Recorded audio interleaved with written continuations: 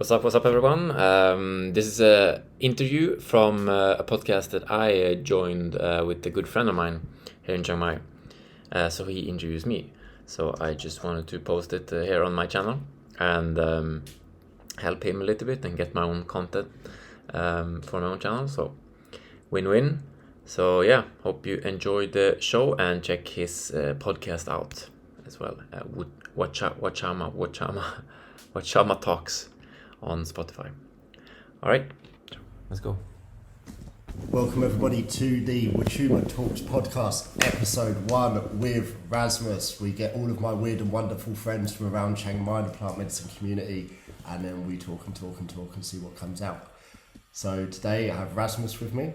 And Rasmus, do you want to introduce yourself a little bit? Tell us about your podcast. Sure. Well, thank you for having me. Pleasure to be here. So Rasmus Friedberg from Sweden. I've been living in Chiang Mai last 2.5 years now. Love Chiang Mai, love Southeast Asia, love Thailand. I have another podcast myself. We can talk more about later, but happy to be here. Cool. And so, first question is what's your story? How did you end up in Chiang Mai? Oh, it's a long story. Good. Long story. I'm born in Sweden. I'm born in Stockholm and then grown up a little bit north of Stockholm in a small town. And quite early on, it was the teenage years, I had this sort of urge to get out and see the world. Started around 14, 15, I would say. And already, 15, I started to look at flight tickets to other countries. I had volunteering at the elephant camp here in Thailand. I can't remember where it was, somewhere in Thailand, just after high school. This was pre or early internet, I would say. So I actually ordered the volunteering trip, but it was super expensive. It was 1,400 euro for 2 weeks volunteering. It's so expensive to work for free. So it's funny. So I actually ordered it and got it back in the days, check in the mail, right? And I got the check, but I didn't pay it because I started to look at other stuff, and I ended up going backpacking on my own to Australia. Yeah. This was 6 months after high school at 19 years old, alone, right? Around Australia for a few months on my own. I got a bit bored and then went back to Sweden to sort of pick up some friends to go back to Australia again on the same sort of working holiday visa. So traveled around like that for a few years. I stayed in Canada, stayed in Norway, Greece, Estonia, moved around in Sweden. And then a few years later I opened up some hotels in Cambodia, or initially one hotel in Sihanoukville, together with some Norwegian sort of hotelier friends, colleagues. This was when I was 26.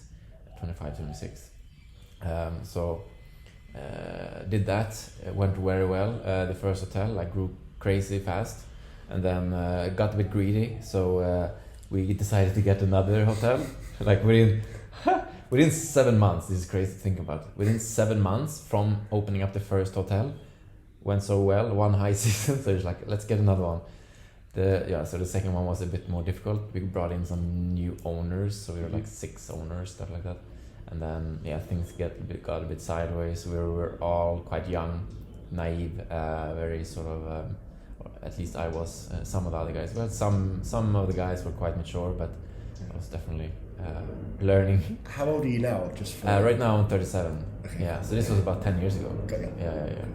So a bit sideways there. Went back to Sweden to sort of.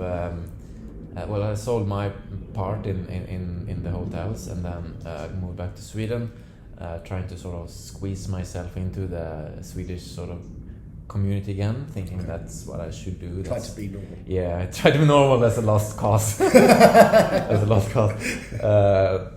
Tried to sort of do what I'm supposed to do in a way that I really thought I was.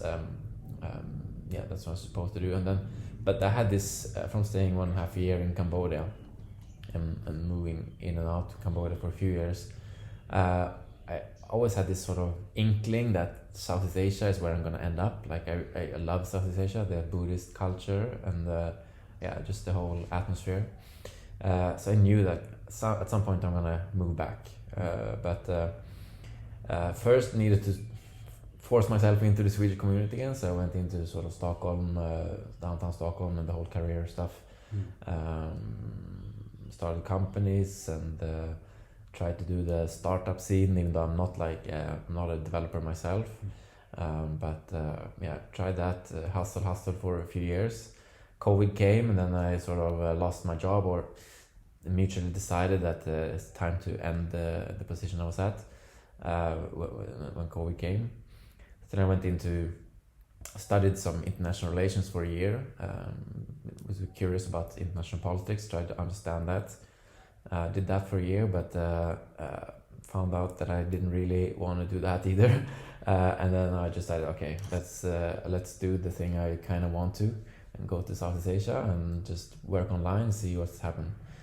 And initially I started to, I wanted to explore Southeast Asia, say where I could sort of settle down a little bit. And I followed a trail running sort of athlete that was living here in Chiang Mai. I was following him on YouTube. And like, okay, Chiang Mai seems like interesting, like a lot of mountains. The rumor, like among expat and digital nomads, Chiang Mai is quite good, right? Good size and sabai, not crazy with tourism, not just a good city in nature, right? So, long story longer. Ended up kind of staying in Chiang Mai, and I have no regrets. Been here for 2.5 years now. And you mentioned the knowing that you would come to Southeast Asia because of like, especially like the kind of the culture and the Buddhism and the effect of that on everyday life. Yeah. And that's also what pulled me out here, as well as parties, because I was 26. But what for Westerners, when we come into Asia, we bring a lot of romantic ideas. I definitely did. Yeah. I grew up on Samurai. Fucking like The Last Samurai. And so like and I find this when I talk to like, especially people that love Western philosophy, and then they have an opinion of Buddhism, but it's like they've read a book from someone that read a book that read a book that read a book that read a book. Yeah. They haven't been in the culture. Yeah. What do you think are some of the common like misunderstandings or stuff that you learned from being inside it as much as we can? Yeah, that's a good question. I don't really know. So one of the things, like in Cambodia, was my first sort of initiation to Buddhism, right? So having hotels and colleagues there, like Buddhist or Cambodian friends, colleagues. So one thing that sort of struck me initially was like, okay, so these people are kind of like very poor compared to where we come from, right? We were investing our savings into what was it, like hotels, right? For the local people, that's like 2 lifetimes of money in a way. In my mind, at 26, 27 there, I saw that I have so much, but they have so little, but they seem so peaceful. Yeah, they seem happy and content with life. And I have so much, and I'm fucking running around the world and just doing stuff and hustling. And it's like, what is it that they have that we don't, or I don't, right? And so I don't know what the biggest misunderstanding, like if you want to go deep into the philosophy, I would say it's the will to want to change the world in one sense. We talked a little bit about this just before we started the podcast. If you want to generalize it, you can hear sort of the Christian communities around the world a lot about preaching, and you should come to Jesus, you come to God, follow us, follow me. This is the way to do it. And looking at the Buddhist philosophy and Hindu and yogic philosophy, I actually heard, I think it was Sadhguru, say one time, the Western mind identifies itself with what it does know. The yogic mind does identify itself what it doesn't know. Because if you identify itself what you don't know, like the possibilities are endless. Like you can just open up to the universe, right? But if you identify yourself with what you do know, then you put up a bunch of barriers around what you do know, and there's no or very little progression from there, right? So that's I think that's one of the core things about the sort of Eastern philosophies that the Western mind doesn't comprehend. Or missing, I would say. Comprehend, but missing at the moment. How has that changed the way that you deal with people? Tremendously. I mean, it's a continuous learning process. I just came back from a Vipassana, my 4th Vipassana last week, and it's a huge shift, or another huge shift. Like it's been a big shift every Vipassana I've done, but live and let be, just like the extreme wisdom in that. And like I said a little bit earlier, like the will to change the world, the need to want to change the world and change other people is sort of the toxicity of the world at the moment. Because it's, as soon as you want to change someone else, then there's just a scale of aggression in a way, from wanting to change your partner or your mom or your kids or whatever to world war. Like it's just a sort of a scale to wanting to change something. Whereas the Buddhist and the yogic philosophies are, there's nothing that need to be changed. Everything is perfect as it is. And be content with that. But to come to that realization, there's a lot of, in Buddhism they call it defilements, sort of energies inside you, shadow work, whatever you want to call it, blockages. There's different words for it, but like there are all these suppressed energies inside of us that want to come out, and if we don't let them come out in a sort of mindful, good way, it will come out in anger, it will come out in disease, it will come out in different kinds of stuff in the body and in your behavior. And I think that's a huge part. I'm really obsessed with balance at the moment. It's a little bit intellectually lazy, maybe, but it's been very, very helpful in life. And you know Yogananda? I heard of him, yeah. Yeah, I started reading his book, and there's a quote from him about what he wanted to do was he wanted to get the Western material efficiency and then get the Eastern spiritual efficiency and then bring them together. And so it's that like the need to change the world and then to see that everything's okay as it is. Yeah. There's a dance there that I'm kind of playing with it in the moment. Yeah. I kind of like ran away from the West and I'm like, just give me all the Eastern stuff. And then I feel like now I'm like, okay, how do I get these two things that I've You know, I'm very much in the same sort of realm there. Like, how can we sort of bring them together? Yeah, because there's definitely value in the science and all that, but there's so much unseen wisdom in the Eastern philosophies in the West. It's almost like not even respected. Partially because I think like it's the live and let be. Don't change, don't try to change, just live and let be. It doesn't make much noise because it shouldn't. Like one of the core theses in Buddhism is go see for yourself. Don't listen to me, don't listen to Buddha, don't listen to any guru, don't listen to any Hindu, don't listen to anyone. Go sit with your own thoughts and see for yourself. That's boring. That doesn't jam with the Western mind. Huh? That doesn't jam with our sort of impulse-driven society, where we just crave dopamine and satisfaction all the time because we're so uncomfortable with our own feelings. But it is such a profound depth in that wisdom, and if we can combine that with, but they are a little bit contradictory, so it's tricky. Because as I'm sitting here and preaching, like, don't listen to me. Like, don't listen to any of this. Go sit with your thoughts instead. It's way better. Don't listen to this. Shut up and go and sit. I'm honestly, like, I do think that's is a huge truth in that. Yeah, I have a friend, Christopher, and we we talk a lot of philosophy, and we changed the direction. In the beginning, we were doing like East versus West, and I was like, wait, we're not getting anywhere, because I don't even believe some of the things I'm saying. I'm just taking the opposite position. Oh yeah. And then I was like, we need to change the conversation into like where we're twisting, we're coming into each other and mixing what we know. And I think one of the things that come out of that discussion is that one thing we got from the West that's quite good is this like falsification of science. And so we can, if someone says that they can bend spoons with their mind, we can set up an environment where it'd be impossible for them to do it in any other way but their mind. Yeah. And then we can take like yogis and we can put them in brain scans, and then we can actually say, no, this like, this is actually working. Yeah. And so it's helping us to sift through. Yeah. Because like there's always a spiritual guy somewhere that thinks that he can like cure your karmic past by having sex with him.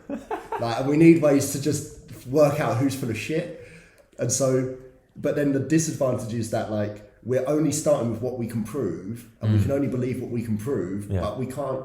We're a finite thing in an infinite thing, and so there's no way to. Are we finite? I don't think we're finite. The intellect. I think the intellect is a finite tool, like a hammer, with a purpose. And then we're trying to fit the whole universe into a hammer, and it's just not working. Yeah, I mean, we can't. I don't think we can comprehend reality with our intellect. Yeah, we just have to let go into it, and as soon as we try to explain it, we miss it. Like it can't be reduced to words. Yeah. But we want to put words and labels to everything. Yeah, but it can't be comprehended. Like, I felt infinity, but I can't tell you about it. Yeah, no. Yeah. I'm not sure if I felt it. A little bit maybe in ayahuasca or something. Yeah. That's the real kind of So, how has Buddhism informed your experiences with plant medicine, and how much do you think it's your perception that's created the experience in the psychedelic, or how much is it that psychedelics and Buddhism take you to the same place? Yeah, so in the end, they're both about finding God and connecting with God. I'm pretty sure Buddhism doesn't talk about that, but it's obvious once you go a little bit deeper. They will never mention God, I think. You just need a more kind of sophisticated idea of God. Yeah. So because as soon as you put the label and use the word God, you've reduced the oneness to something, right? Yeah. And so I would say, I discovered Buddhism in Cambodia, and then went back to Sweden, and then I would say my sort of deeper initiation to something bigger was the ayahuasca trip, right? So I went down to Luxembourg during a summer in holiday break. I think it was 2017. So I had 3 nights straight with ayahuasca, and I was like, at that point I was quite far from the spiritual sort of person I'm now. Like, I was searching. I was kind of like a bit lost in my career. I didn't really know what I wanted to do. So I was kind of looking for answer about my career. And I've seen this sort of YouTube clip about ayahuasca, and then just ayahuasca can make you rich. Yeah, I just seemed like something different, something new to try and experience. Like, I'm an experienced addict, I would say. Yeah. So went down there, and the first night I kind of met death, like full on thinking I was gonna die. Like, no doubt in my mind, I am going to die right now. My mom is going to get a call that I died on a hippie retreat in Luxembourg. That's my story. And then sort of the facilitator came over and was like, I remember it very clearly, and I was like, I'm gonna die, like full on panic. And he's like, just let go. And I couldn't, like, I was too scared. And then a few minutes later, I kind of did my first, I had this kind of life-changing moment where I felt like this internal thing moving inside of me, in my stomach, and then crawl over to the bucket that you have, and then sort of did the purge. Not much coming up, But what happened in that moment when I did the purge, you know, this sort of pressure waves that you can sort of see around. It's kind of like waves on the ocean as well, or like when you throw a rock into a pond, right? So like these waves, right? And you've seen them like in blasts in movies and those kind of like waves, like that kind of wave. Well, as I was purging, just like poof, just like changed my world. I don't know what happened, just like poof. And since then, I've never returned to like. There's something bigger here. There's like God is undeniable. Like whatever is bigger than us is undeniable after that. I cannot. And that was 7 years ago, and I'm still sort of in a little bit of research. I feel like I've reached mostly on the other side, starting to grasp it a little bit. But it's a weird thing to start looking for. And Buddhism has helped me. Meditation has helped me a little bit to make sense of all that. How? Just in a more sober way, I would say, like in ayahuasca or if you do a big sort of mushroom trip, there's so much information coming in. So if you kind of believe in energy and God and these kind of things, you might understand what I mean. But kind of opening up, or something is happening where just like you're seeing and feeling stuff that you don't understand. That, and I interpret that as just information download or something. You're just opening up to a new energy level. And there's so much energy information, so you don't know how to make sense of it all. I like after my first retreat there in Luxembourg, I was scared of death for about 2-3 months after, like full on scared, having small panic attacks once in a while, and especially the first few days. Like first few days after it, I was crying a lot, and I was terrified of like death and everything. And eventually you sort of calm down and you get into normal life, but it was still lingering in me about there's something else, there's something more, and and Buddhism has made me make sense of that a little bit. Yeah. And there's like what the hell am I supposed to do now? Yeah. Like now that this is real. What do I do now? Yeah. My whole life has been a sham in a way. Like what the fuck? And then you have to go and like send an email and deal with a Visa credit card bill, and you're like, what the fuck, bruv? Oh man. How like Excel sheets. Yeah, what has this got to do with anything? Yeah. So like, it's just so irrelevant. Yeah.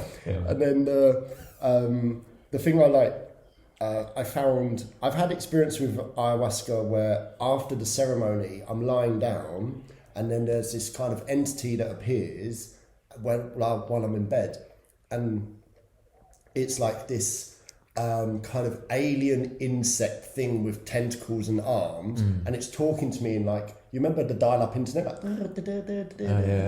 it talks to me like that, and I'm like, what the fuck is going on? And I'm thinking, and I'm like, what the fuck is going on? And they're like, can you shut the fuck up? I'm trying to work. And then they're like, just get out of my way and I'll deal with it. And I think it's that if you can let go of the thinking, you can just let whatever cleaning, download stuff is going on happen. Yeah. And you don't necessarily have to go through the pain and the torture of it, because you're not holding on to whatever's happening. I've found that very often when I speak to Thais about medicine, and then when I speak to Westerners, the Westerners, we have way more of the I got blown to pieces and I got eaten by a shark and there was a demon trying to rape me and all of that. And then when I speak to Thai people, they're like, yeah, I felt that energy moving through me, and like they don't have so much. It does. It definitely happens. I don't want to be too romantic. There's something to the. I think something that I'm learning from living here at the moment is like how important it is to be like very empty. The emptiness and the spaciousness. And people do that here without realizing. And then I come along like a 5-year-old trying to learn how to. Man, the word 5-year-old is something I've been thinking about. Not to be condescending to the West, but I like in terms of health, I really feel like the Western health system is like a 5-year-old compared to the yogic and the Buddhist traditions. From my last Vipassana, I really have this sort of theory that no one should believe my theory, but it is a little bit of a way to make sense of things. I feel like Vipassana and meditation do the same thing as plant medicine, or the ones we're sort of familiar with, at least.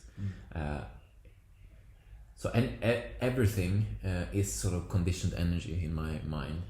It's like suppressed energetic feelings that can be like suppressed for ages and generations even, and be sort of reproduced into new generations.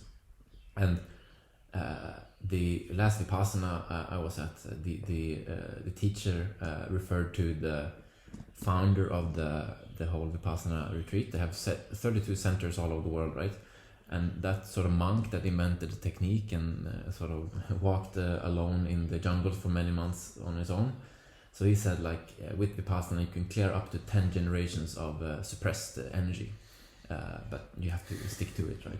Yeah. And I feel like the plant medicine is doing a very similar thing, but in a more forceful way. So I feel like they are helping us to clear out these sort of suppressed energies, and this is more of a theory, but it kind of makes sense. You can see a lot of us have heard about these yogic people and monks who sort of sit in caves for days, weeks, and months and years, right? And don't eat, they don't sleep, they just sit and meditate, and we all heard about this. And so my theories here, and these are a little bit controversial, maybe they're true, maybe they're not, but they are like, you can clear out the energy of aging and death, like the whatever energy is within us that makes us believe in aging and death is conditioned, and we can let it out. And don't, because you heard of this yogic who say like, I decide when I'm gonna die. So I think they've just let go of all the sort of suppressed energy and beliefs about death, so that they can choose their own time of death. And they don't need food, they don't need sleep, so you can let go of sleep, you can let go of food. I always get my skeptical mind comes straight back in, like the monk that came in your podcast. When you told me that, I was like, okay, sure. And then I speak to fucking spirits, like when I do ayahuasca, and then I'm like, but that guy can't. So, but I did see. I was watching one documentary on Tibet, and they had a monk there who they were saying like, the Dalai Lama comes to him for advice, and the Dalai Lama came to him and said like, look, I know you said you were going to die like next month, but could you stick around a bit longer? And he said, I've decided to stay for another year. And you're just like, what the fuck, man? But it's man, I truly believe these things, or starting to believe, like the human consciousness is reaching another level within the next few years for sure. Like we can't operate the way we have been doing. And you continuously hear these things. So like when you see like Jesus, for example, Jesus walks on water. Like I just think that he was a sage, a mystic. That because there are rumors that he sort of was in the Himalayas and trained with the monks, right? On his past year or lost years in the Bible, right? That he traveled to the Himalayas. The ages of like 13 to 30. Exactly. He's not in the Bible. It's not in the Bible. So there's a theory that he was actually trained by the monks in India and Tibet, and he come back to Israel and then sort of perform all these miracles. And you can see it. There's the philosophical change between Judaism and Christianity, where we go from a God who sends plagues to a God who is like, just love everyone. When you like, there's a lot of Buddhism in that change. From the kind of Old Testament to the New Testament. At least the kind of Jesus the hippie kind of version of Jesus that we've got. It's like, and you can do like quote by quote comparisons between Jesus and Buddha as well. It's just that Buddha's got like another like 500 odd years on him. But that's very interesting. And so the other thing that I was wondering about is how much do you think the way you see the world is still very Christian? Quite a lot. I mean, the judgment side, like I've been working a lot with my own judgment towards myself and towards other people, and what I'm starting to sort of wake up to and realize, I think a lot of that judgment is coming from the sort of the Christian. I think it's an interpretation because I don't think it's what Jesus actually meant when he was speaking. I think it's an interpretation and manipulation of what he said in terms of religion and government to sort of grasp power in a way, or they just sort of unconsciously believe. I don't know. It's hard to decipher exactly there, but I can feel a lot with from Sweden in the way people judge each other, and you're wrong and I'm right, and that's how it is. You're a bad person because you don't think the way I am. Like the whole cancel culture. Like that's judgment on steroids. Yeah. It's the worst kind of. It's a very Puritan witch hunt. Yeah, and like the disrespect that we have for other human beings in the West is like we don't see each other. We don't see that there's another human being there, and we want that guy to be killed because he tweeted something on Facebook or wrote something on social media, right? Yeah. He said that Trump is a good person and now he has to die or whatever. Like it's insane. He must lose his job. His kids, he can't feed his kids. Yeah. It's so interesting because Jesus' last words on the cross, or one of the last, like, is "Forgive them, Father, because they do not know what they do," right? Something like that. Yeah. And the what do you call it? The people and the judges of Israel in that time who crucify Jesus, right? Those are most of the people today. They want to crucify someone, right? But they don't see it. They do believe that they are good and the others are evil, and the other need to be crucified for their behaviors. And here it's the wisdom of the East, where they see or try to, the ones that are deep into Buddhism at least, try to see the humanity in everyone, have love and compassion. Yeah, and like with the judgments, the more I've been working on it lately, like intellectually I read this and then I was like, oh yeah, that makes sense, but then it's like you've got to actually like turn it into who you are. And the judgments one is like, all of my judgments for people are just about myself anyway.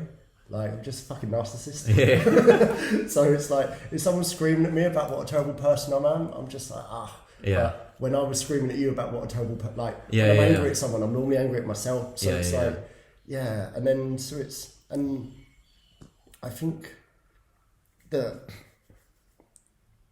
at least we used to have this idea of like, you've got a soul that's like come from God, that there's something like unique and special about it, and that there's something important going on there. And then I think we just needed to take it one step further of like, we're all one soul doing some weird game with itself. And then we've completely lost that. And now we're like, you're a terrible person, you must die. Exactly. And it's like, but like, you're just, that's like your finger in your thumb having an argument. Do you know what I mean? It's so fucking stupid. But then, it's just, I found something that I found very liberating here is that you can just, you can talk without people always trying to get one over on you or try to like find some problem with what you're like. You can just talk. So get back to where you say about the Thai community, that they seem to be more cleaner. So that's something. Even like Italian is fairly sort of westernized, especially here in Southeast Asia, one of the more westernized. Bangkok is a big crazy city with a lot of capitalism, but something that they have, I think they're losing it a little bit, but hopefully not too much. But they have the sort of mindfulness and meditation a lot in their culture from early age, right? So one of the things that the teenage boys have to do, right, is that they have to spend at least 1 month as a monk, right? Throughout at some point during their life. Many do it in the teenage years, and as I understand it, there's a month in March and April something. They have a holiday and they can go and be sort of monk or a novice monk for 1 month, and then there's different programs you can do sort of to sort of initiate yourself into the monk life. So I've been speaking to a few monks, and one of the things they are doing or can do if they want is that they go and meditate on the graveyards in middle of the night, right? To contemplate death. So a 14-year-old doing that, like tell a 14-year-old to go meditate the graveyard alone in Sweden or in Europe, right? That would be considered probably child abuse. Yeah.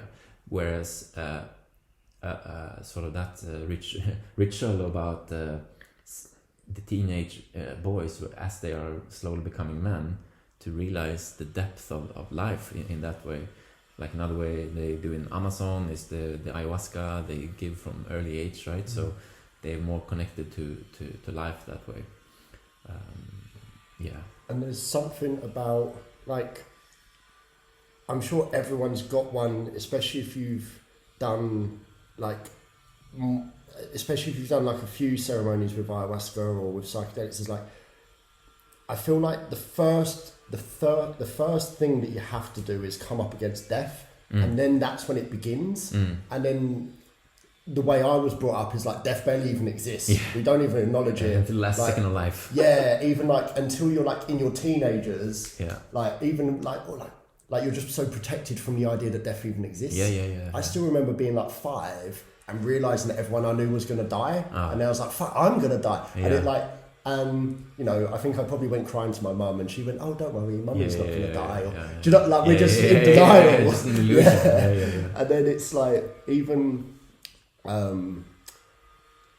I try to integrate here, and it's like I'm trying to learn the language and everything, but and I get judgmental towards people that don't.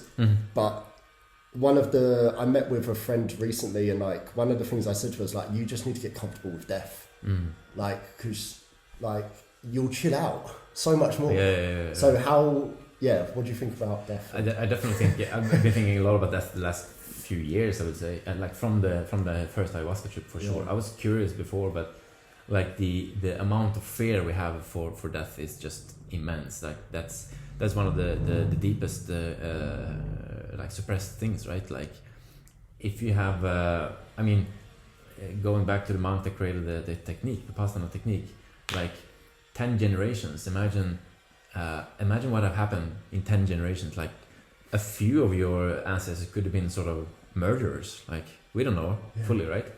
Imagine the suppressed energies around death and fear of death, if you've been a sort of murderer or violent, or like just there's so much condensed energy that's deep inside you, and if that needs to come out, it's going to be felt. Like there's no other way than to feel them, because at some point you or one of your ancestors didn't want to feel that feeling. So if you want to be clear, if you want to cleanse yourself from all this energy, you have to let it run through your mind, and you have to see it. And that's the reason for all the distractions we have in the world, like shopping, sex, food, like anything, the cell phone, thinking, overthinking, like all these things are just avoidance strategies for not feeling. And the deepest fear is the fear of death, right? We just want to avoid it to every price. Yeah. And I feel like it's the fundamental fear. Yeah. And so as you deal with that one, the rest start to fall away. I gotta say though, because I've been in my last Vipassana here, so death was a sort of a big thing that I discussed with my teacher there. And his sort of advice is kind of not actually try to solve that one right away, because it's so big. We work way more gently in Vipassana. Of course you're going to come up to death, and I did a few times in this Vipassana, because I'm curious, I want to test myself, I want to push my limits. But it's also, if you're not careful, you can spiral into almost like an unlimited amount of fear. So you just, and if you're that afraid with that much fearful energy, you can spiral quite deep, right? So you gotta balance that quite well. I heard in India they actually have like a term, or actually in Tibet maybe, they have a term for like Westerners that have gone crazy through meditation. And it's like, from what I read, it's like, because we come in like there's a thing to achieve, and we come in to do it, and so we try and do all of the like in the West, you've always got to do the most of the best. It's always got to be the most and the best. And so we come in like that, and then before you know it, you're jumping off the top of the temple to kill yourself because you think you're a bodhisattva, and you need to kill yourself in order to fully become the bodhisattva. That's one story that I read. And, oh, really? Yeah, and so I've been thinking about. It seems to me, from my growing up in a village in Kent and then moving to Thailand somehow, is that like there's this, like Yogananda said, this material efficiency of the West, which is now becoming more kind of globalized. Like we can't claim it anymore because like you go to like Korea or something. And then you've got the spiritual efficiency of the East, which is like, you know, you can probably go to my small little town in Kent, somewhere in the southeast of England, and you can find yoga and meditation and everything. And there's like, you know, you've got like someone like Eckhart Tolle, so you've got these like Western teachers that are popping up, and so that's becoming more globalized. And then it feels to me like the Andes and the Amazon is like this fulcrum. And so out of there, we're getting kind of ayahuasca and San Pedro. And it feels like what they're doing is kind of, in some way, they're helping us catch up. Because I would go to like a meditation thing with a Thai Buddhist, like a Thai monk teacher, and they would be like, right, everyone, close your eyes and stop thinking. And I'm like, whoa. Like, it's like going to a gymnastic class, and they're like, right, everyone, just to warm up, do a triple big clap. Do you know, you're fucked. So there's a monk that I like called Ajahn Brahm on YouTube. He's British. Was here for like 50 years, and now he's in Australia. Yeah, I think I know about him. Yeah. So he's like, he kind of gets that we need to get from kind of A to B, whereas like sometimes you go for a meditation retreat and they want you to start at F.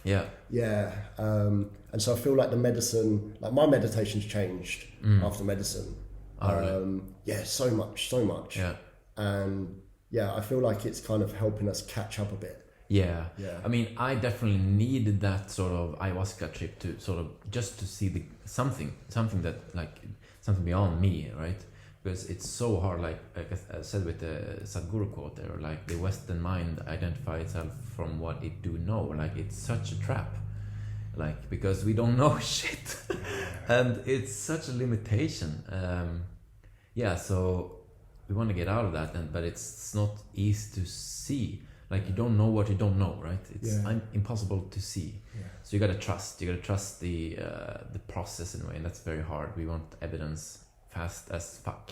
If we can't move without the evidence, there's only so much that we can do. But what about because we've shit on Christianity in the West, but I think it's because we've come from it. I've met people that grew up as Buddhists that become Christians, and we're basically the same people. Probably. And so, what do you think is like either stuff that you've like rediscovered from like your Western Christian upbringing, or stuff that you've kept? What do you think is like good about it? I mean the skeptical mind is not all bad, right? You should be discerning at least. You should discern, not believe every word you hear from other people, and that is definitely useful. You can't get caught in the discerning and the judgment of everything, like and hold on to it and believe that this is how it is, but just keep a sort of distance to everything. In Sweden we have this term of what's it called, lagom. So lagom is sort of the middle way, but in a sort of atheist sense. Like lagom should be, it kind of ties back into the something called Jante law in Sweden, which is a little bit of a have it all over Scandinavia, but like you shouldn't stand out too much in a way. You shouldn't be like an American sort of braggadocious about yourself. You should be sort of humble, but in the Swedish way become a little bit suppressive. but the term lagom is sort of that sort of everything should be in like midway. Don't try to overperform, and I do think it's some wisdom in that. And initially, I think it was a lot of wisdom, a lot of contemplation, and probably some spirituality that created that term back in probably 1700s, right? But now it's a bit maybe suppressive for people to not express themselves fully in a way. Yeah. And I see that with some of my Thai friends, where we're all very polite here, we're all very calm, we're very caring, but then there is a suppression that can come with that as well. I think that it's if you take the ideas of Buddhism, but then you don't have the practice with it, it can quite easily just be another it's the same set thing. of rules. That's You have meditating Christian monks as well, right? They're not as common, but they're out there. I think there are some in Sweden. It's just they have the same sort of practice as the Buddhists. Like they don't tell anyone to change. They're not marketing themselves. They're not out there preaching. They are at their monastery and doing the work, doing the practice. So I think that's what I think. Like Jesus is sort of misunderstood, because I think in the end, like Jesus sort of meant the same thing with oneness and have the similar practices. It's just different words and then misunderstood throughout time. Because he's always like, the kingdom of God is here. Like heaven and hell is here. It's within you. It's now. I am the kingdom. I'm God's son. But we thought it was literally and only him. So there's another thing, like throw away your idols. Like there's a few paragraphs. Like I haven't read the Bible a lot, but like I remember he discard your idols, throw away your idols, right? And this is the same thing as Buddha says, don't listen to me, right? You shouldn't idolize Jesus. Follow his teachings, but in the end, you're also Jesus. You're the same, you have the same potential capacity to, have you heard of the Council of Nicaea? Not really. No, so it's when the Roman Empire switched to Christianity, like officially. They had this Council of Nicaea where they got all of the Gospels. So I can't remember how many Gospels we really have in the Bible, but it was where that was where they edited the Bible to the official version. And so the when we find like ancient manuscripts and Dead Sea Scrolls and all these, what you tend to see is that Jesus is just a person. Like he's more like just a sage, just a wise man. And then it's later that there are some texts that say he's like the Son of God rather than a Son of God.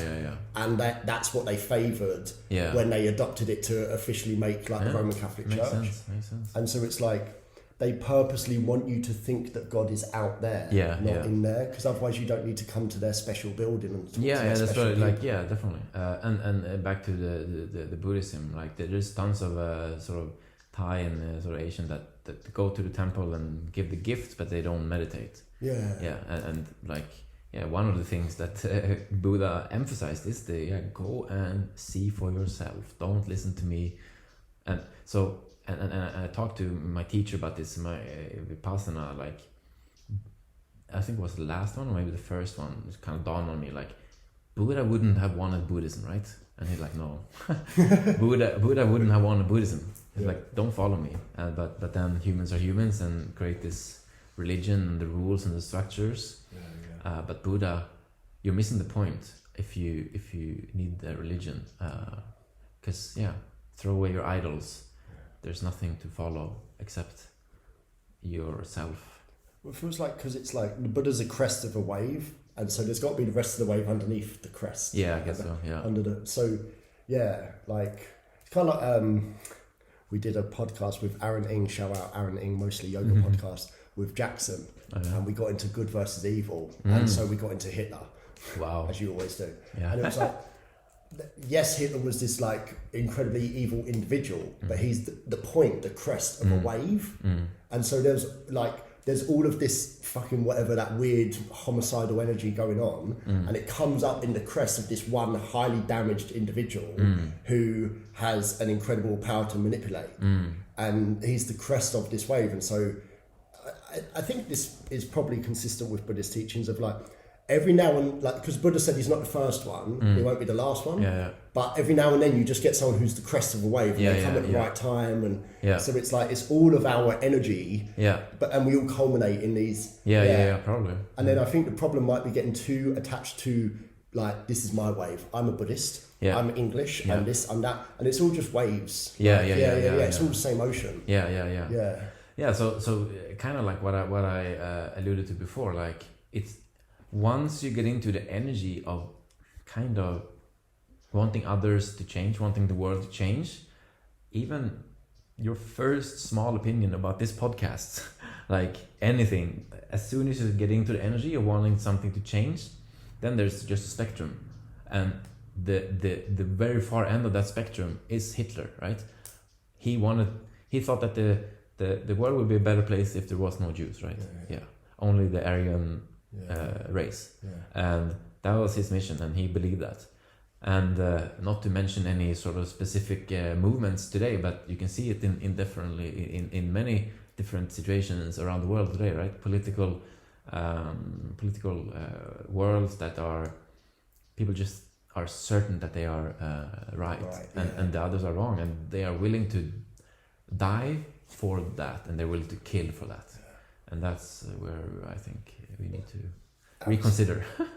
I used to do, I've moved all over the political spectrum. And especially as a teenager, like trying to figure out what was going on, and I got into extreme right, extreme left. I went everywhere. And but then like in my later teen years, it was way more like I volunteered for the Labour Party in the UK, and I gave my CV to like their prime ministerial candidate. Met some cool people. But then I was watching Jordan Peterson videos as like a young, like early mid-20s guy. Like, what the fuck am I doing with my life? I can't just do cocaine and bang prostitutes all the time. It's stupid. Like, this isn't gonna. Like, I see people doing it in their 50s, and I don't want to be that. So what the fuck am I doing? And then Jordan Peterson's like, maybe you could be responsible and clean your room. And you're like, maybe I could just be a man. So that's still trying. What is a man? But he said. He was like, when you talk to people about politics, and you say to people like, what about what communism did, or whatever their ideology, and they're like, no, but that wasn't real communism. And I was one of those like, no, but Russia wasn't real communism, Cuba, blah blah. And then he was like, what they're really saying is, if only you let me run the world, everything would be okay. And that's so dangerous. And I was like, fuck, that's me. I just wanted to run the world. And then it's like, the reason I wanted to run the world is because I had no idea what was going on. And I was just trying to get away from the fact I can't even control myself. It's like, I've had my episode with Jordan Peterson, like, and definitely like a good one initially. It woke me up to a lot of political things. And I would say one of the reasons why I decided to study the international relations for a year there, like I needed to dive deeper into the theories and sort of understand, not only listen to him, right? But where was I going with this? So he says like the road to hell is paved with good intentions, right? And the same with Hitler. I'm sure mostly he had good intentions in his mind. His intentions were good, right?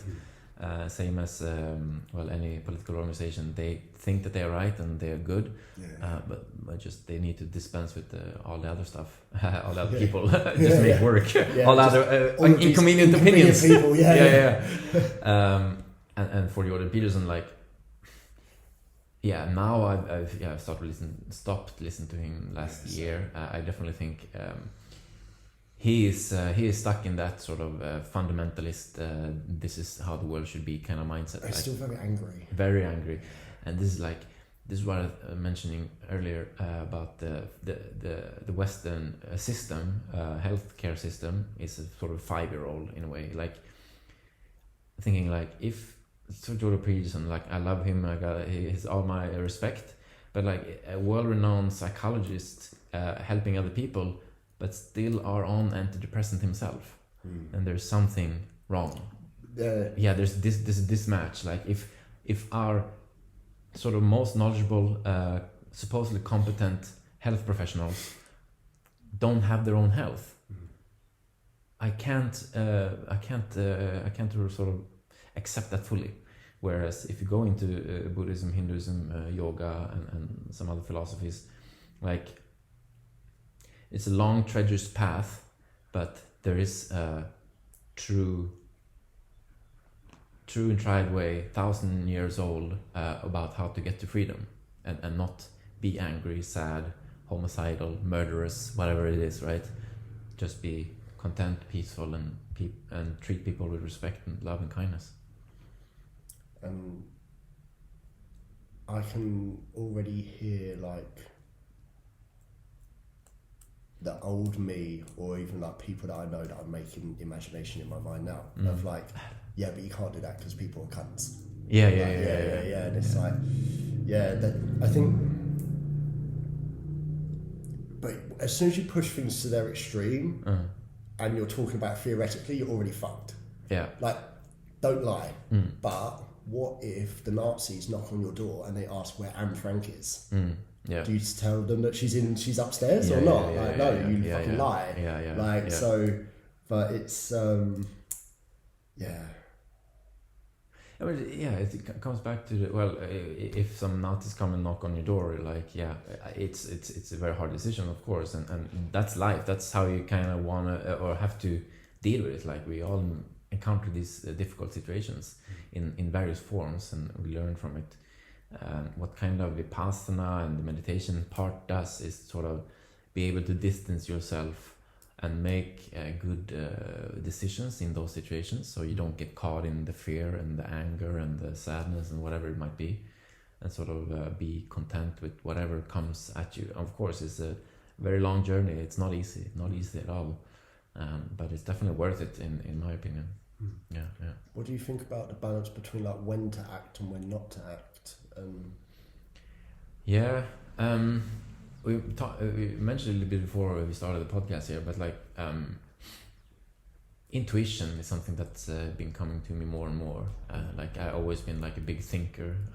I still am a huge thinker. I love mental masturbation is my it's my hobby. yeah, for sure. But what I come to sort of gradually understand, it's tons more. Like, I got like 1% maybe figure out. But it's like trusting the intuition and the heart and the gut feeling, the energy that comes from within. Trust that more. So I'm more of set an intention, have somewhat of a plan to sort of execute in whatever project what you want to do, and then let God take you away. Like, let things fall where they may, and don't attach to any outcomes. I heard I think there was some channeling podcast I listened to. Can't remember, like Saint Germain or Ra or something, some channeling, and they said like the only thing that your parents have control over of you is your name. The rest is sort of set. Like, you can't, like, you have free will, but like God's plan is already set. Like, it doesn't matter if they give you apple juice or milk for breakfast, doesn't matter. Like, you just gotta accept the journey your kid is gonna take, and I think that's sort of the trusting and letting things unfold. One of my Muslim friends, she said that the way that she was taught is like, God has written many stories for you. You get to like make choices, but God's already written the whole thing. Yeah. Kind of like those. God's written all the stories already. Yeah, you know, like Dungeons and Dragons, where you make a decision, so you skip to a page. So it's already written, but you're just And then there was a really good question I had about that.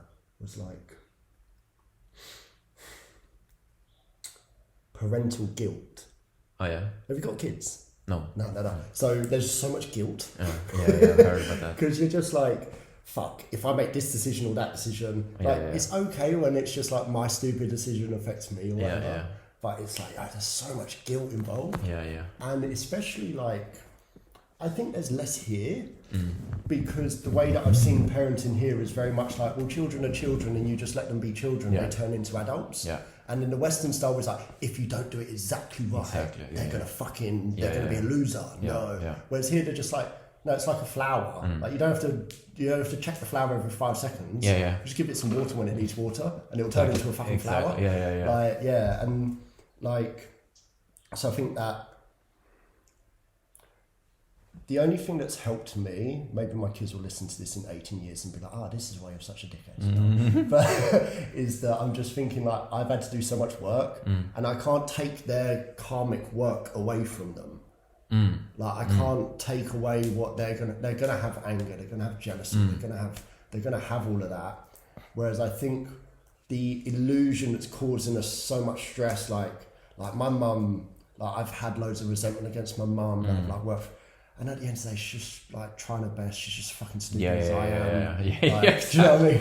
And like, my mum was like 19 when she had my sister, and like I was retarded when I was 19. I still am. Like, my mum was only 2 years older than me when she had me, and she already had like 2 kids, and it was just fucking old.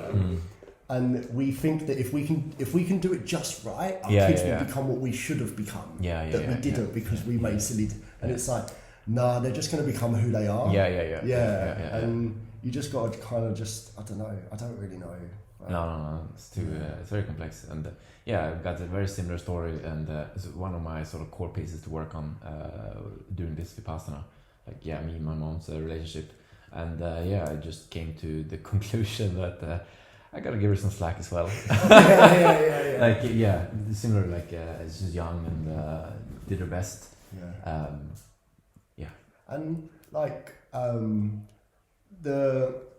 feel like we're really encouraged in the West to hate our parents. Like you go to therapy and they're like, what did your parents do wrong? And you're like, true. But what happened to my parents and what happened to their parents?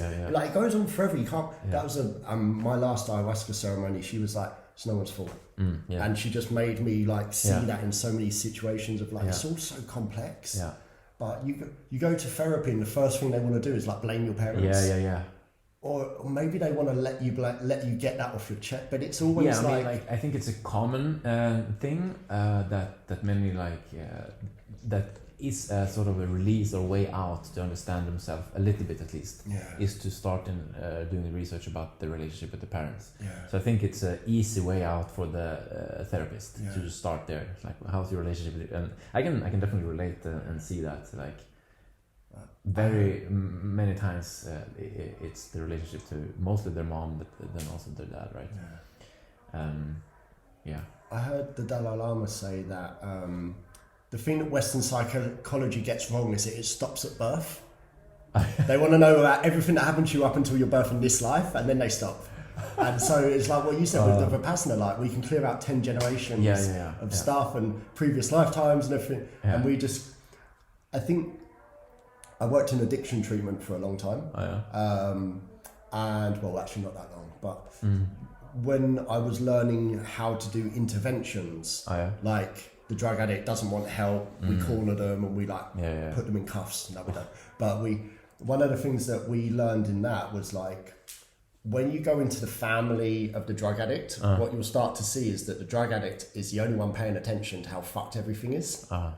And what you do in this technique we taught is the person that calls you, you get as many friends and family contacts as you can, and you just interview the fuck out of everyone about the whole family tree.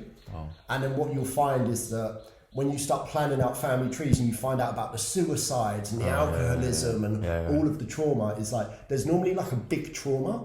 So there'll be like a family member, like the great grandfather, and he had to move from Ireland to America when he was 12 on his own. And he just became an alcoholic by the age of 13. And then out of that, you've had all these generations and like, it's more often than not, the original trauma is like a big displacement or big disconnection from community or something. So even things like suicide, we were taught to see that as symptoms of the family's issues. So it's not actually so what happened with my father. And so for me, that was always like, if my dad hadn't have done that, everything would be okay. But it's like, no, that was just a symptom of stuff that's been going on forever. And so we're starting to expand the way we see like the mind as being just me in my little brain, in my little body. But it just, again, it's like from the Western science, we're just catching up to what is already known here. So one of the sort of perspectives that have helped me. So I've been listening to like my friends at home gonna laugh a lot at me if they hear this, but like channeling and NDE podcast, so near death experience podcast, right? And what is being said sort of repeatedly around this is that we are souls in a sort of high dimension that are incarnated into this sort of three-dimensional physical body, and we are here to grow as souls, and we learn by being in this dualistic sort of dimension of 3D. Like everything has, like the physical world we're in, like we are defined by its polar opposite in a way. Like you don't have black if you don't have white. You don't have love if you don't have hate in a way. Like, so we can't know anything if we don't have the opposite.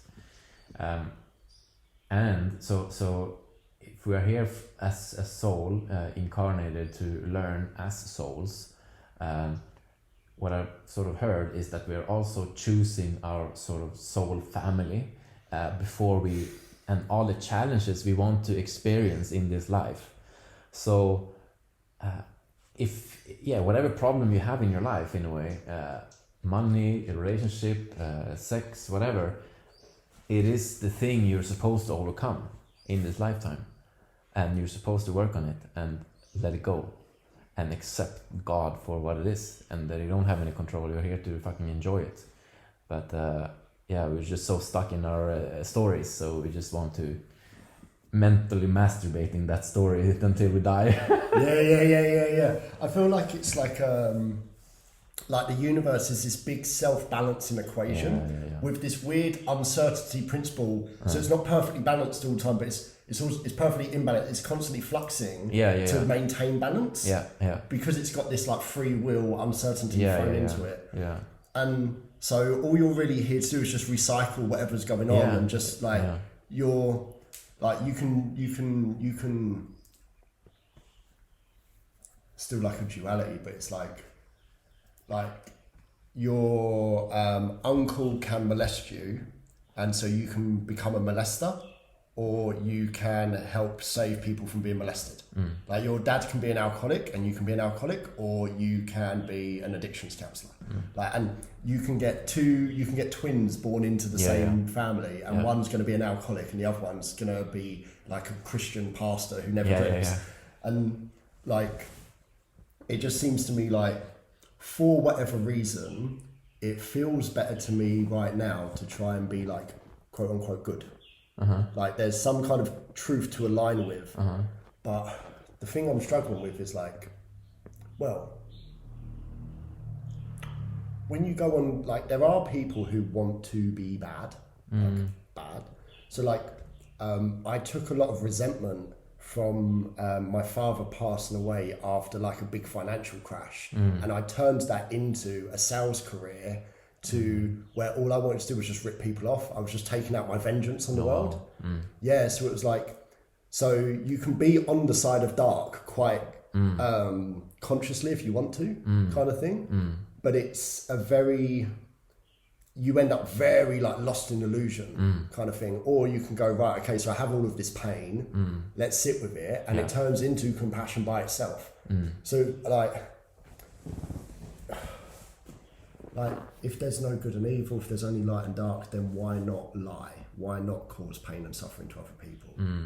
So I don't have any answer, and once again, don't listen to me. Or me. Yeah.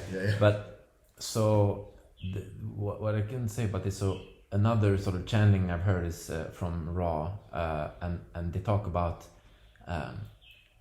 polarizing. So think of a battery, negative and positive. So to become enlightened, you have to fully give in to one of the sides. So either you work fully 100% for the good, or you let go fully into the negative and you don't give a shit. And then we have the sort of psychopathic behavior, right? Yeah.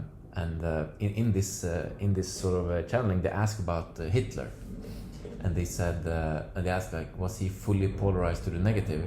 And he said no, not fully, but he was very much on the way there, because I think they said like he still sort of believed that he was doing good. He hadn't accepted that he really just hated the world fully, but some people do, and they become enlightened. It's fucked up to realize you can distance yourself from your personality and see yourself, but still choose to be. So enlightenment doesn't necessarily mean that you're good. Yeah, just that you distance yourself to your sort of own behavior, your own ego, and can see yourself.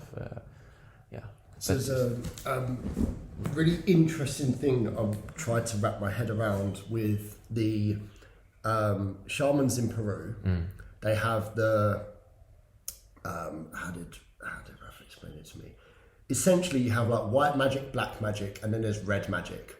Don't remember the red magic so much, but it's like you have like the ayahuasqueros who are the healers, and then you have like the brujos.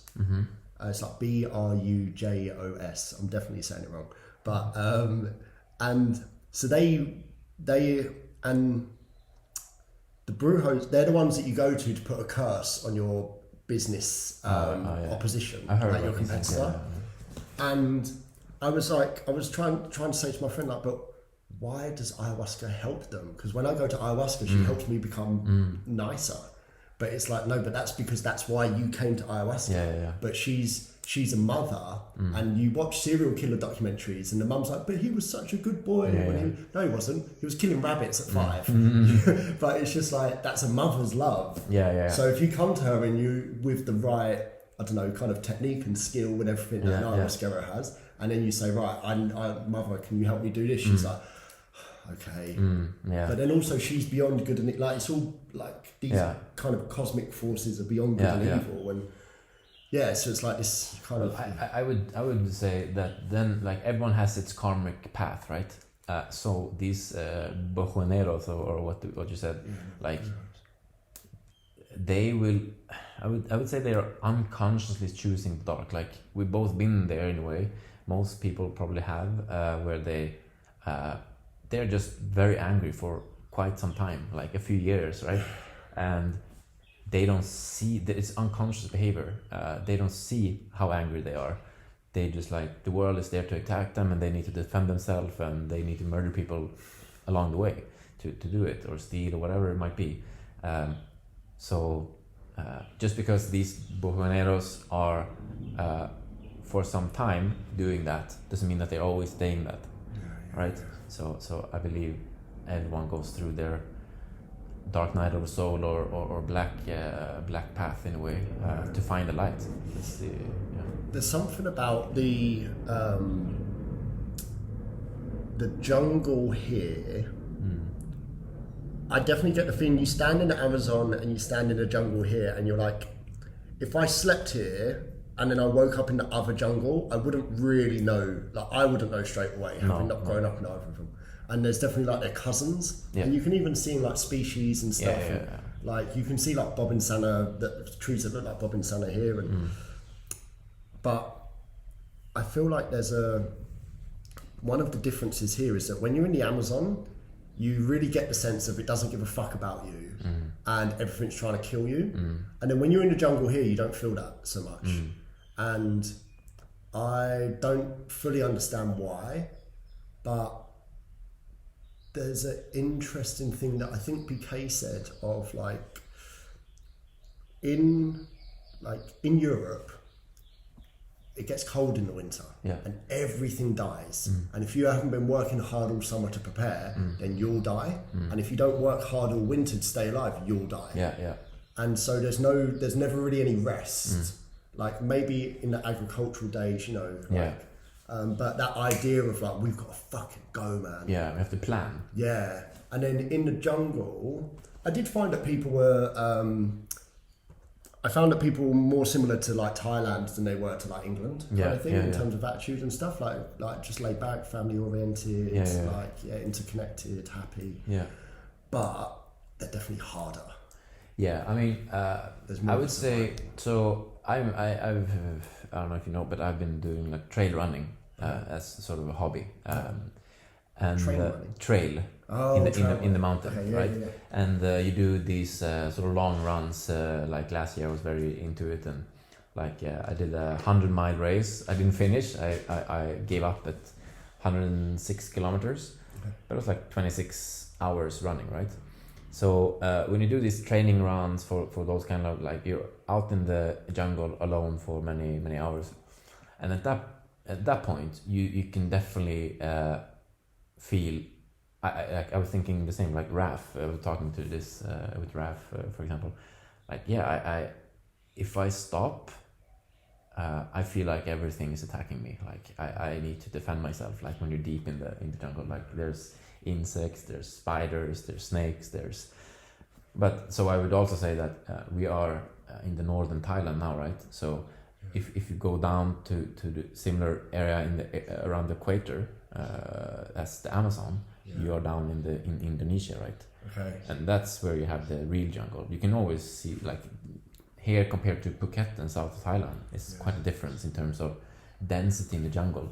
I think like if you have the humidity and the heater even higher, then more species will be there.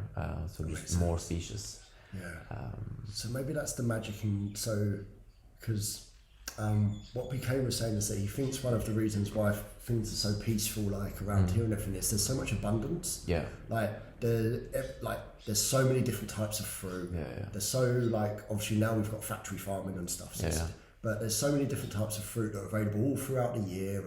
And like the worst the weather ever gets is that it rains a little bit too much and it's a little bit cold at night. And it's pretty stable. Like the sunset is always around 6-7 p.m. Like everything's very so you don't have this like, right, okay, we need to get as many apples as we can. Fuck, we need to make sure we don't die from the cold.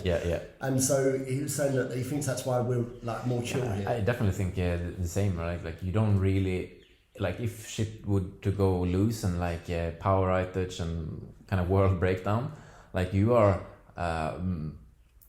more likely to survive here than like in Sweden. You're like frozen ground like 6-7 months of the year, right? Like almost all the year. Like up in the north, there's like 3 weeks of like 15 degrees, and it goes back down to 0. So like, and in that case, you fucking need a plan, right? You need a plan, and you eat big meals, and you don't have much to choose from. So you need to conserve stuff. And I fully appreciate that this is a very childish and poorly thought out idea, but what I don't understand is that humans have spread across the globe, right? When I see like Inuits or Eskimos or whatever, like I'm just like, why didn't you turn around and go back? Like who the fuck got here and was like, this is a great place, we'll just stay here. Like I just don't understand it. Like, well, I think it hasn't been as cold as it is now. Throughout. So it gradually becomes colder. I think it is. If it happens over hundreds and thousands of years. Over time.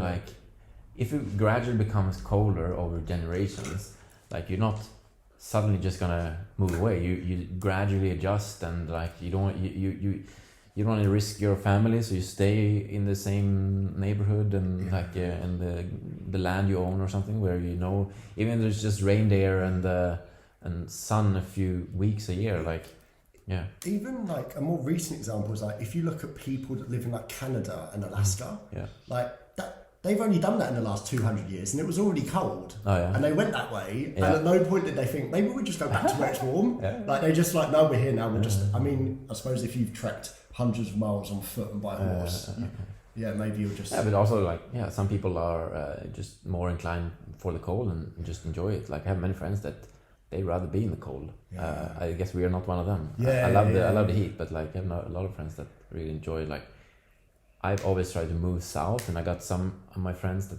moved north up in Sweden to like I couldn't live in like It's a big city called Kiruna in northern Sweden. Mm-hmm. In the wintertime, the sun sets around like 2 p.m. and rise again around 9 a.m. So you got like 2-3 hours like true bright. And on the other side, in the summer, it's long, or there's no nighttime. Just like have daylight 24/7. It's still cold, but like, yeah, and people love that. Yeah, that's. We're all different. Yeah, I really struggle with Yourself? always. Yeah, always. Yeah, that's good. But it's just how like recently I've been learning how to accept that I can't do everything. But we can do everything. Yeah. And so I'm looking for people to like balance my personality for all the different projects that I work on. And so the yin yang that I've got in my head is like the accountant and the artist. And like I'm not like saying I'm a pure artist, but I'm definitely more on that side. And so then it's looking for accountants to balance that so that the stuff that I create is sustainable over time. Like I make these projects, but if it's just me, they fall apart. But there's administrators who enjoy keeping things going. And someone had to explain to me, like, Craig, not only can you pay someone to do all of this spreadsheet stuff for you, but some people enjoy it, and I still can't wrap my head around someone actually enjoying it. I've accepted that is what happens, but I can't put myself in in those shoes. And I have the same problem with the cold. I just don't. I can accept that people like the cold, but I can't even imagine it. It's very weird. I can feel it a little bit more in a way. Like I enjoy the cold quite a bit when in bursts in a way. I cannot stand the everyday life in sort of Sweden, going to work in the cold and darkness and sort of that whole sort of 9 to 5 situation when you don't see the sun for like weeks and weeks sometimes, even like around Stockholm, right? But how do you think that affects the way people look at life? Very sort of negatively. Like I notice a huge up boost in my energy. And this is a weird thing. I think I've grown 4 centimeters from when I came to Thailand. No doubt, like my old passport says 183 centimeters, and now I'm 187. And I do think it's kind of like it's because of the sun, like it just gives you a lot more energy. You can photosynthesize. I mean, I definitely think there's. I mean, maybe some people are more enjoy the cold and the dark more, but I definitely think the sun and the light brings a lot of energy. Definitely. All right. Should we finish on that note of this? Whatever. It's natural. Whatever you feel like. Cool. Well, thank you for listening, everyone. I hope you learned something.